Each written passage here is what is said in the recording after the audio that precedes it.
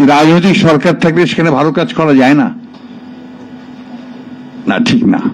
আমাদের দেশে আজকে এটা প্রতিষ্ঠিত হয়ে গেছে যে রাজনৈতিক সরকার থাকলে সেটা করা সম্ভব না। দেশনেত্রী বেগম খালেদা যখন প্রধানমন্ত্রী ছিলেন তখন কিন্তু তিনি সুলেমান চৌধুরীকে সমস্ত অর্ডসের মুখেও তাকে প্রোটেকশন দিয়ে তাকে তার কাজ করার সুযোগ করে দিয়েছেন। তিনি তাকে আমলাতন্ত্রের সর্বোচ্চ জায়গায় নিয়ে গেছেন, এটা অস্বীকার করার কোনো উপায় নেই। সচিব পদে গেছেন তিনি। আমরা রাজনীতির একটা খুব কঠিন সময় এখন অবস্থান করছি। এত কঠিন সময় বোধহয় বাংলাদেশের ইতিহাসে আর কখনোই আসেনি। ওয়ালটন ফ্রিজ কিনে অনেকের মতো আপনিও হয়ে যেতে পারেন মিলেনিয়াল, সেরা পণ্যের সেরা অফার। আজকে অনেক প্রশ্ন এসছে, এখানে অনেকগুলো কথা এসছে, বিএনপির ভূমিকা নিয়ে, আপনার রাজনীতিবিদদের ভূমিকা নিয়ে অনেকগুলো প্রশ্ন এসছে।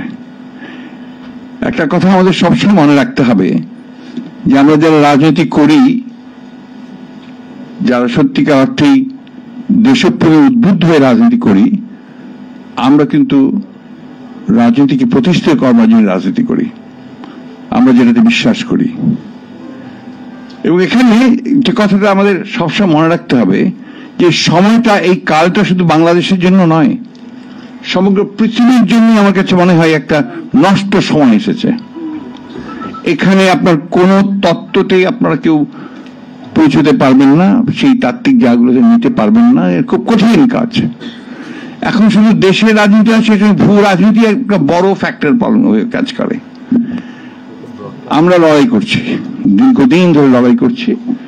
যে কথাটা প্রফেসর দিলারা চৌধুরী বলেছেন যে পঞ্চদশ সংশোধনী যেটা হলো আপনার, যেটাতে তত্ত্বাবধায়ক সরকারকে বাতিল করে আপনার আবার দলীয় সরকারের অধীনে নির্বাচনের ব্যবস্থা নিয়ে আসা হলো, আমরা তখন প্রচুর আন্দোলন করেছি।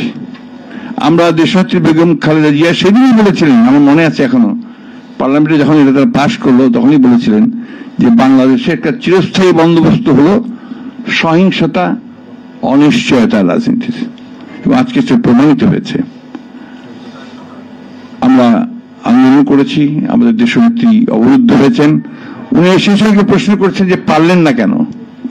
পারা ব্যাপারটা তো শুধু আন্দোলনের উপর নির্ভর করে না, তাহলে তো আপনার বহু আগেই বাংলাদেশের সমাজতন্ত্র প্রতিষ্ঠিত হয়ে যেত, অথবা একটা কল্যাণমূলক রাষ্ট্র প্রতিষ্ঠিত হয়ে যেত, যেটা মান্নারা করতে চেয়েছে।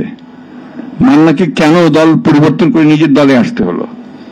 আজকে আমলাতন্ত্রকে ছেড়ে দিয়ে এবি সাহেবকে কেন আজকে এবি পার্টিতে আসতে হয়েছে?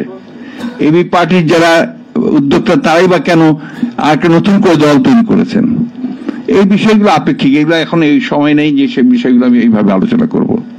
তবে একটা কথা আমাদের সবাইকে স্বীকার করতে হবে, যে এই দেশের মানুষ পরিবর্তন চায়, এবং তারা সত্যিকার অর্থেই একটা ভালো বাংলাদেশ দেখতে চায়, কল্যাণমূলক রাষ্ট্র দেখতে চায়, এটা দেখতে চায়।